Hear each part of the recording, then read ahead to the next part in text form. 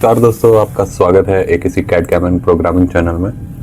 दोस्तों, आज का जो वीडियो आपका होने वाला है वो जैसे कि आप देख सकते हैं सॉलिडवर्क्स मैंने खोला हुआ है। तो सॉलिडवर्क्स में अगर कोई पार्ट बना हुआ है तो उसको हम सॉलिडवर्क्स के साथ जो इंटीग्रेट होता है वो हमारा होता है ज़्यादातर सॉलिड कैम।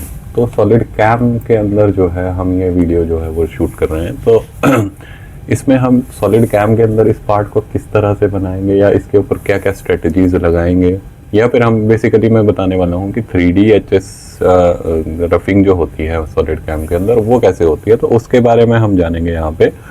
पूरा पार्ट में नहीं करके दिखाने वाला हूँ, लेकिन मोटा मोटा आपको पता चल जाएगा कि स्ट्रेटजीज को यूज़ कैसे करते हैं। जैसे 3D में अगर करना है, उसके बाद रेस्ट मिलिंग करनी है, तो उसके लिए क्या क्या स्ट्रेटजीज हमारे पास होती है, उसके ऊपर ये वीडियो रहने वाला है। तो पूरा वीडियो ज़रूर लास्ट तक देखें, और अगर आपका कोई भी डाउट है तो उसको आप कमेंट सेक्शन में कमेंट करके पूछ सकते हैं। तो चलिए स्टार्ट करते हैं। तो सबसे पहले तो आपको क्या करना है कि सॉलिडवर्क्स, जैसे मेरा वाला सॉलिडवर्क्स है, तो मैंने सॉलिड कैम जो है इंटीग्रेट तो किया हुआ है, लेकिन वो हमेशा ऑटोमेटिकली ऑन नहीं होता है। उसको मैंने स्टार्टअप में ऑन नहीं रखा है। तो आप क्या कर सकते हैं, यहाँ से एडिंस में आपने जाना है और यहाँ पे सॉलिड कैम के ये चेक बॉक्स है, इसको चेक कर देना है। अगर आप इसको चेक कर देंगे तो हर बार जब भी सॉलिडवर्क्स लोड होगा तो ऑटोमेटिकली सॉलिड कैम भी लोड हो जाएगा। लेकिन अगर आप चाहते हैं कि सॉलिडवर्क्स जल्दी से लोड हो जाए, तब आपको ये स्टार्टअप में बंद रखना पड़ेगा, नहीं तो वो थोड़ा सा ज़्यादा टाइम लगाएगा लोड होने में। तो इसके लिए मैंने क्योंकि मुझे सॉलिडवर्क्स पे भी काम रहता है, हर बार कैम का काम नहीं होता है, तो इस चक्कर में मैंने क्या किया हुआ है, वो बंद रखा हुआ है। जब कुछ काम आता है कैम पे तभी मैं इसको करता हूँ। तो ये मेरा पार्ट है बेसिकली। अब जैसा कि आप देख सकते हैं solid CAM operation, solid CAM 2.5D, ये सारे जो है ये आ गए हैं यहाँ पे, टर्निंग वगैरह सारे टेम्पलेट वगैरह आ गए हैं।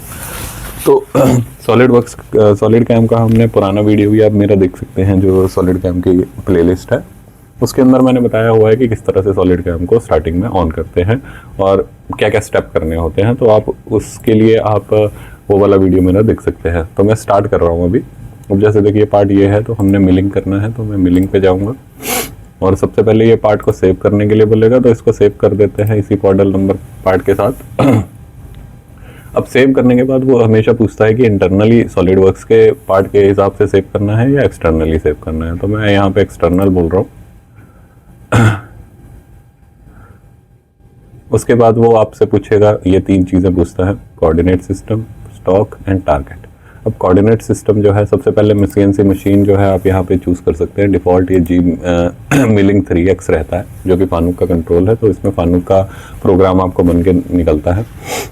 और कोऑर्डिनेट सिस्टम के अंदर अगर हम जाएंगे तो इसके अंदर हम क्या करेंगे, ये सबसे ऊंचा वाला जो भी आपका ये रहता है, जैसे कि कहीं पे भी आप क्लिक करते हैं, जैसे मैंने यहाँ पे क्लिक किया तो ऑटोमेटिकली ये एक बॉक्स बना देगा और उसके अभी सेंटर में जा रहा है।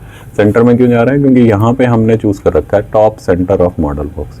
अगर मैं सेंटर ऑफ रेवोल्यूशन फेस करूँगा तो ये कहीं और आएगा, ऐसे ही कॉर्नर पे रखूँगा तो कॉर्नर पे यहीं पे आएगा, बॉटम कॉर्नर पे रखना है तो यहाँ पे आ जाएगा ये। तो वो हम क्या करते हैं, top centre of the model box रखते हैं इसको। तो यहाँ पे हमारा ये आ जाता है। अगर बाई चांस आपने कोई फेसिंग वगैरह करनी है तो आप यहाँ से जेड में 1 या 2 mm दे सकते हैं, जिससे हमारा ये जो है जेड पॉइंटों में 1 या 2 mm ऊपर चला जाएगा, जैसे कि आप देख सकते हैं यहाँ पे क्या है। ओके। और मेरा गला थोड़ा आजकल ख़राब है तो बीच में थोड़ी सी डिस्टर्बेंस कभी कभार होगी, तो प्लीज़ थोड़ा सा टॉलरेट कर लीजिएगा।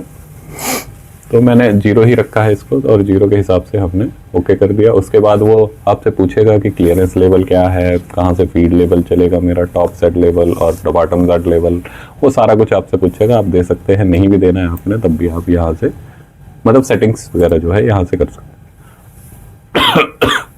तो ये हमारा एक पोजीशन स्टार्ट हो गई है, इसको ओके कर देंगे।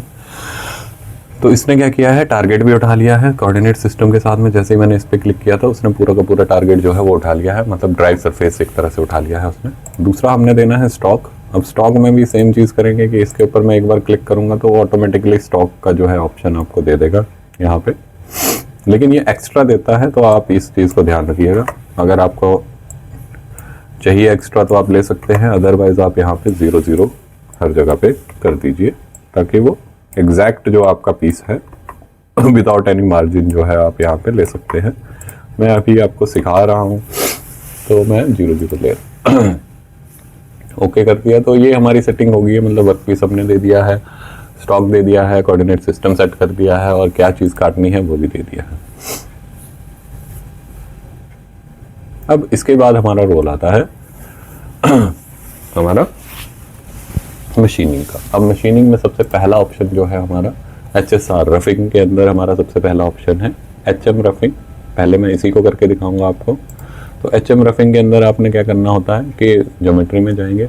ज्योमेट्री में ये टारगेट ऑटोमेटिकली इसने सिलेक्ट कर रखा है। अभी मैं कुछ भी नहीं दे रहा हूँ क्योंकि ऑटोमेटिकली इसने सिलेक्ट कर रखा है, तो हम नहीं इसको चेंज कर रहे हैं।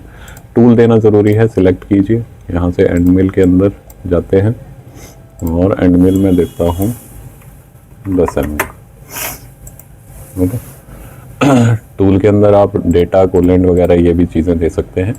उसके बाद आती है हमारी कंस्ट्रेंट बाउंड्री। कंस्ट्रेंट बाउंड्री का मतलब क्या होता है कि इसके अंदर आपका कहाँ कहाँ मेरा टूल जो है वो चलने वाला है। अब चलने वाले का मतलब क्या है कि जैसे यहाँ पे क्रिएट ऑटोमेटिकली आ रहा है, तो मैं auto created box of target geometry, तो ये बॉक्स इसने बना दिया है। अब इसी के अंदर अंदर मेरा टूल जो है या इसके ऊपर जो है मेरा टूल जो है वो चलने वाला है। तो इसको आप ऑटोमेटिकली बना सकते हैं। उसमें रफिंग के केस में तो हम ऑटोमेटिकली ही बनाते हैं ताकि हमारा जो है ऑटोमेटिकली जहाँ जहाँ मटेरियल है वहाँ पे ऑटोमेटिकली एक बॉक्स जो है वो तैयार हो जाए। लेकिन इसके अंदर एक बाउंड्री वाला ऑप्शन रहता है। बाउंड्री और टूल के बीच में जो रिलेशन है वो कैसा रहेगा, तो सेंटर्ड का मतलब क्या है कि वो सेंटर लाइन पे चलेगा। अगर आप इसको चाहते हैं कि नहीं इंटरनल चले, उससे अंदर चलेगा सारा सारा। सेंटर में क्या है ये देखिए तो एजेस जहाँ है उनके आधा टूल बाहर चलेगा, आधा अंदर चलेगा। तो वो मतलब लास्ट इसकी जो बाउंड्री होगी, बाउंड्री से भी आधा है, टूल का जितना डाया है उतना आधा वो बाहर चलेगा। तो आपके ऊपर है, इंटरनल रखना है इंटरनल रख सकते हैं इसमें। उसके अलावा यहाँ पे ऑफसेट वैल्यू भी है कि और भी ज़्यादा अंदर आपको इसको धकेलना है, तो आप यहाँ पे जो भी वैल्यू देंगे उतना और अंदर चला जाएगा। तो इसमें क्या होगा, वो पूरा टूल बाहर बाहर जो है वो आपका कटिंग करेगा। उसके बाद पासेस में जाना है। पासेस में आपके पास यहाँ पे ऑप्शन होता है कि वॉल ऑफसेट, कि दीवारों के ऊपर आपको कितना मटेरियल छोड़ना है। फ्लोर ऑफसेट का मतलब होता है कि नीचे फ्लोर पे कितना ऑफसेट छोड़ना है। उसके बाद स्टेप डाउन का मतलब है कि कितना आपका डेप्थ ऑफ कट रहेगा। मैंने 0.3 दे दिया है। इसके बाद यहाँ पे Z टॉप और Z बॉटम जो है वो आपको बताना होता है। बताना क्या होता है, ये ऑटोमेटिकली उठा लेता है कि कितना टॉप है और मैक्सिमम डेप्थ जो है वो कितनी है। उसके बाद स्टेप डाउन कांस्टेंट है हमारा। स्टेप ओवर आप यहाँ पे दे सकते हैं। स्टेप ओवर अब आपको परसेंटेज में देना है टूल डायमीटर के, तो आप यहाँ से दे सकते हैं। अच्छा, इसके अंदर आपके पास ऑप्शन होता है कि ये आपका बेसिकली जो पाथ बनेगा उसके ऊपर डिपेंड करता है। अच्छा, यहाँ पे स्टेप डाउन में देखते हैं ऑप्टिमाइज, इसमें कुछ नहीं करना है हमने। लिंक में आपका क्लाइम, कन्वेंशनल और बाई डायरेक्शन दोनों तरह की मशीनिंग आती है। उसके बाद हम क्या कर देंगे, इसको ओके कर देंगे।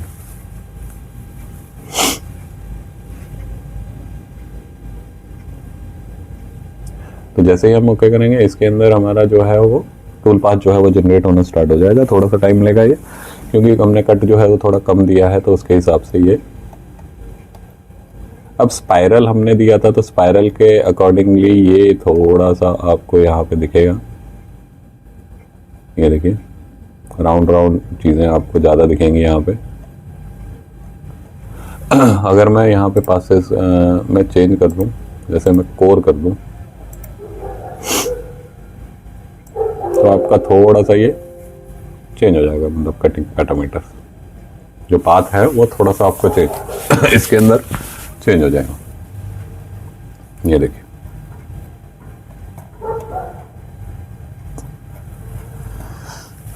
इसी तरह अगर मुझे कैविटी करनी है, कैविटी मतलब ज़्यादातर पॉकेट शेप्स को उठाता है, तो उसमें अंदर वो कैविटी के अकॉर्डिंगली इसमें कटिंग करेगा।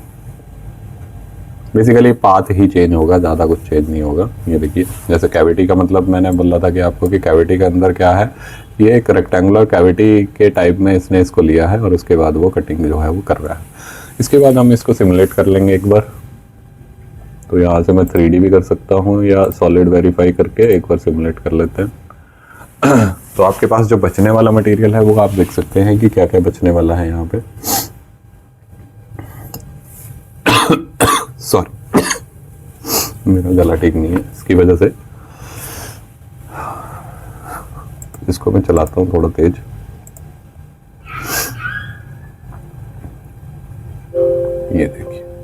तो इसने यहाँ पे इतना मटेरियल जो है वो मेरे पास छोड़ के दे दिया है। ये है मेरा HM रफिंग का मटेरियल, ठीक है। तो रफिंग वाली जो स्ट्रेटजी है उसके अंदर हम ये सारी चीज़ें इस तरह से हमारे पास ऑप्शन आने वाला है। 0.5 हालांकि हमने छोड़ा है इसके ऊपर मटेरियल। इसको ओके करेंगे और यहाँ से सेव एंड एग्जिट कर देते हैं। इसका थोड़ी देर के लिए मैं बंद कर देता हूँ।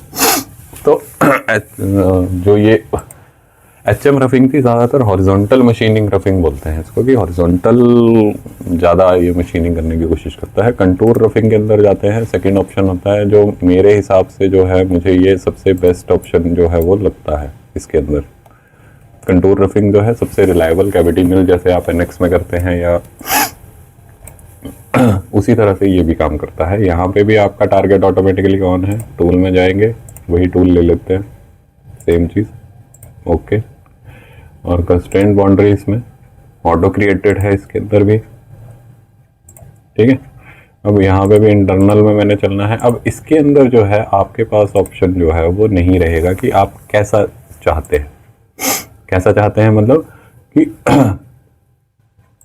पाथ कैसा होना चाहिए, वो आप वाला ऑप्शन जो है आपके पास नहीं रहेगा। ये ऑटोमेटिकली पास जो है वो जनरेट करेगा, आपको उसी पास के अंदर जो है वो काम चलाना पड़ेगा। तो पासेस के अंदर ये है, कंस्ट्रेंट बाउंड्री मैंने दे दिया। इसमें स्टेप डाउन होगा हमारे पास, यहाँ पे स्टेप डाउन तो 0.3 हमने दिया था पिछली बार, बाकी चीज़ें वैसे ही रहेंगी। ऑफसेट हाफ, 5 का मतलब क्या है, ये स्टेप ओवर है, तो 5 का मतलब है कि 50% ऑफसेट जो है हमने दे रखा है, क्योंकि 10 का टूल, ठीक है। बाकी चीज़ें सेम हैं, कोई चेंज नहीं आएगा। और इसको हम क्या करेंगे, कैलकुलेट कर लेते हैं।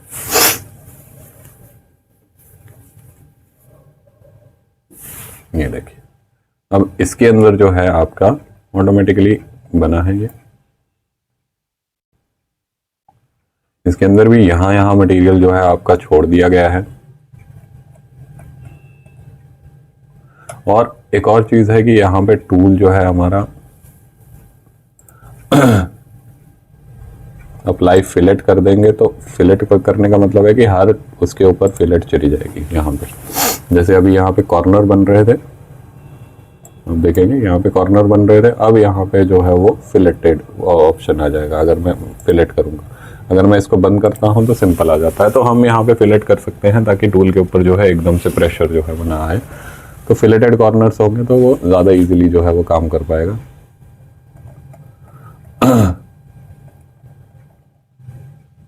ये किया मैंने। टूल का डायमीटर कितना है, 10 mm, और कॉर्नर रेडियस जो है मुझे 5 mm की लगभग बनानी पड़ेगी।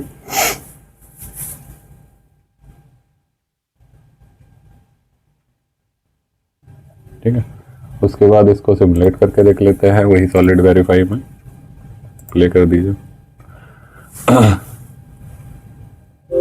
अच्छा, इसने वो दूसरा वाला ऑटोमेटिकली उठा लिया है। एक काम करते हैं, इसको मैं डिलीट कर दे दूँ।